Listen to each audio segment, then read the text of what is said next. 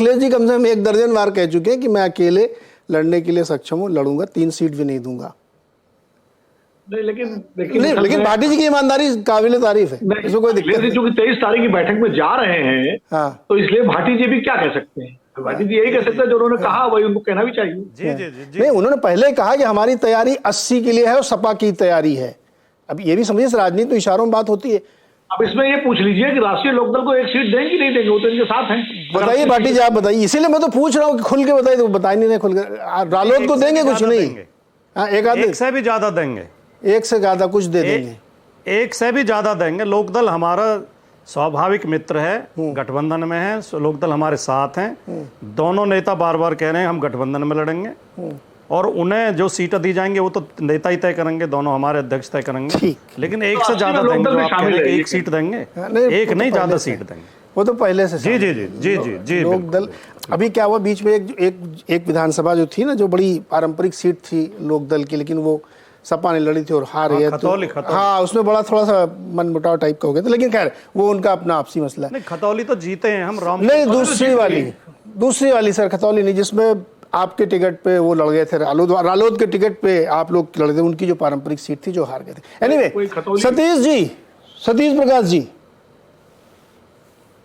आपके लिए कोई सीट नहीं बच रही है?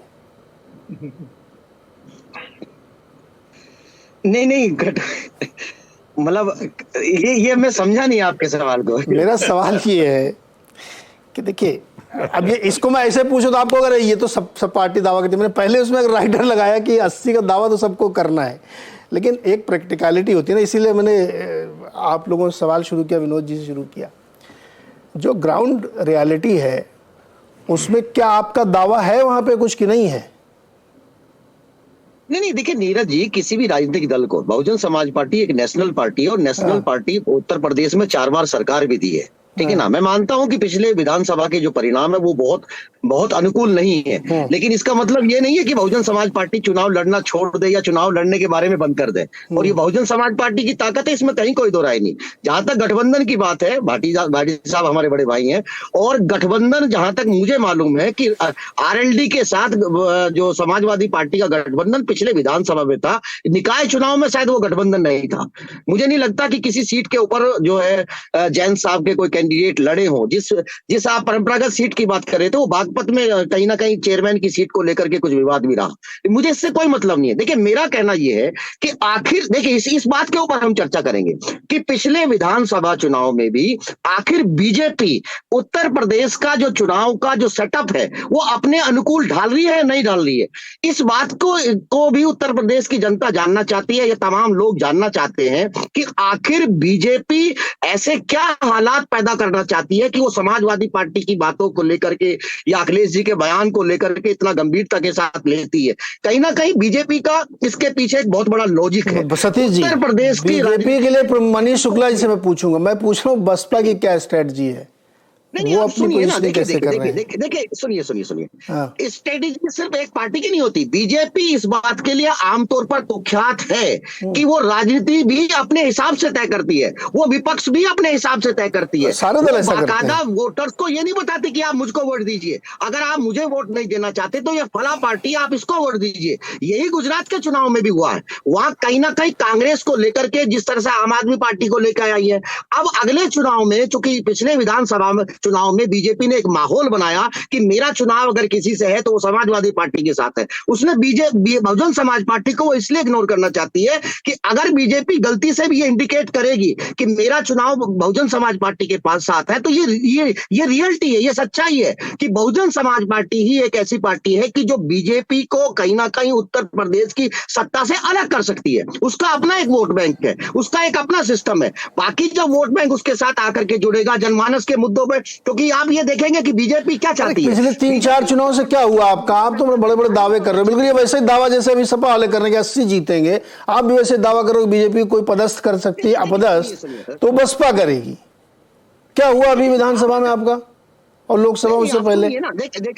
देखिए आप कभी कोई कल्पना की थी? इसी उत्तर प्रदेश की राजनीति में बीजेपी 15 साल तक कहीं ना कहीं अलग थलग रही है। आज बीजेपी 2 बार से सत्ता में है ना, तो आप ये नहीं, राजनीति में ये नहीं कह सकते कि आज अगर आपने इतनी सीटें जीती हैं तो कल भी आप इतनी जीतेंगे। ऐसे बहुत सारे स्टेट है कि जहां आप एक बार जीतते हैं दूसरी बार हार जाते हैं, तो ऐसा कोई गणित नहीं है। लेकिन मैं एक बात, भाटी जी ने कहा है कि अब बहुत बदल गया है, पहले वाली सपा अब नहीं रह गई, समय बहुत बदल गया है। देखिए आपका जवाब भाटी जी ने दिया पहले। नहीं, आप मेरी बात को सुनिए नीरज जी, इस बात को मैं बड़ा गंभीरता के साथ आपके चैनल के ऊपर कह रहा हूं कि बीजेपी उत्तर प्रदेश की राजनीति को भटकाना चाहती है। उसका अरे बीजेपी ने भी कुछ किया ही नहीं, भटकाना वो चाहती। भाई एक मिनट रुकिए सतीश प्रकाश जी, आप डिबेट को भटका रहे हैं। बयान समाजवादी पार्टी का एक्टिवेशन वहां पे हो रहा है, बीजेपी ने भी कुछ कहा भी नहीं, तो अपने खाली जिला सम्मेलन और टिफिन वार्ता कर रहे हैं, अब भटका हो रहे हैं, चर्चा कर रहे हैं ना।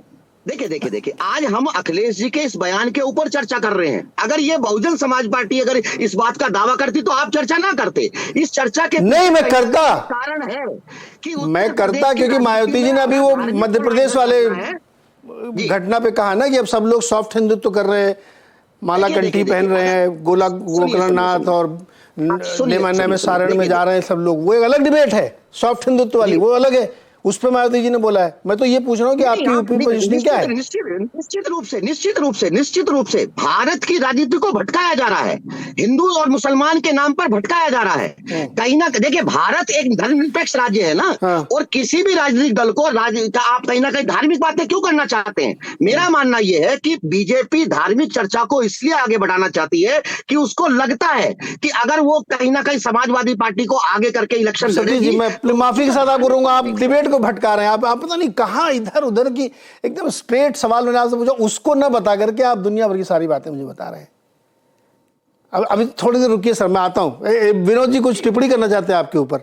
विनोद जी छोटी सी टिप्पणी। सतीश जी कह रहे हैं कि भारत धर्मनिरपेक्ष राज्य है और ये धार्मिक आयोजनों पार्टियां जो जा रही हैं वो ठीक नहीं है। हाँ तो अरे भाई पिछले विधानसभा चुनाव में सतीश मिश्रा जी अयोध्या में जाकर के कितने क्विंटल दूध चढ़ाया था उन्होंने सरयू में जाकर। अरे कितने ब्राह्मण सम्मेलन किए थे सतीश जी, भूल गए? सतीश जी आप मतलब सतीश जी ना, मतलब ये बात तो कोई बोल ही नहीं सकता। परशुराम सम्मेलन, बड़ी मूर्ति लगाएंगे कांस की, ब्राह्मण सम्मेलन करेंगे, मिश्रिख में जाएंगे, 1 किलो गुड़िया पहनेंगे, ये सब कौन कर रहा है? पार्टियां कर रही ना, इसमें कौन बोल सकता है? सुनिए देखिए वाजपेयी जी, एक बात को देखिए सुनिए, राजनीति में सारे काम अच्छे नहीं किए जा सकते। कुछ अगर जिन कामों को करने से अगर आपको वोट नहीं मिल रहा ना तो बुरे काम करना पड़ेगा।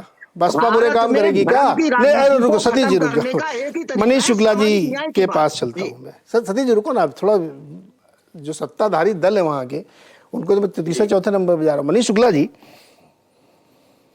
आपके यहाँ भी कार्यक्रम शुरू हो गए, जिला स्तर पर रैलियां, टिफिन डिस्कशंस, ये सारे कुछ हो रहे हैं। आपका भी दावा है कि 80/80 इस बार का टारगेट लेके चल रहे हैं, है माहौल ये बड़े जोर खोर दमखम से लगे हुए सपा वाले?